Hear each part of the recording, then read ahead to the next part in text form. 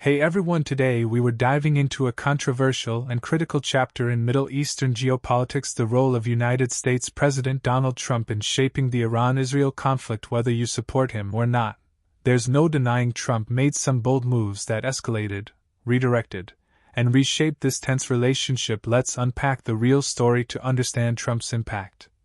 We need to look at the foundations. The Iran-Israel conflict is rooted in deep ideological, religious, and political divides. Iran does not recognize Israel and supports groups like Hezbollah and Hamas, which Israel sees as terrorist threats. The U.S. traditionally supports Israel, but Trump took that support to a whole new level, and it came at a cost. In 2015, under President Obama, the United States signed the JCPOA, the Iran nuclear deal, alongside European powers. It aimed to limit Iran's nuclear capabilities in exchange for lifting sanctions, but in 2018, President Trump unilaterally withdrew from the deal, calling it horrible and disastrous. Iran resumed uranium enrichment. Regional tensions spiked. Israel backed Trump's decision, while Europe and Iran saw it as a betrayal. Set the stage for more aggressive confrontation. Perhaps the most dramatic moment came in January 2020 when Trump ordered the assassination of Iranian General Qasem Soleimani via a drone strike in Baghdad. Why it mattered? Soleimani was Iran's top military strategist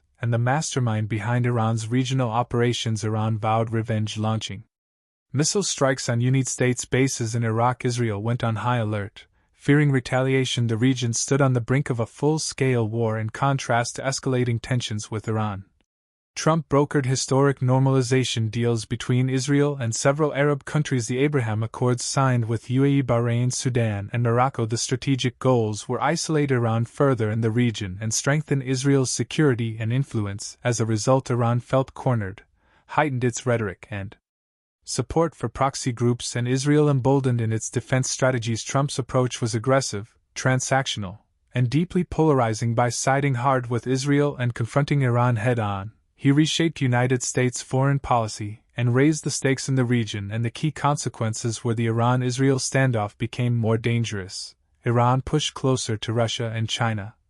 The path to diplomacy became harder.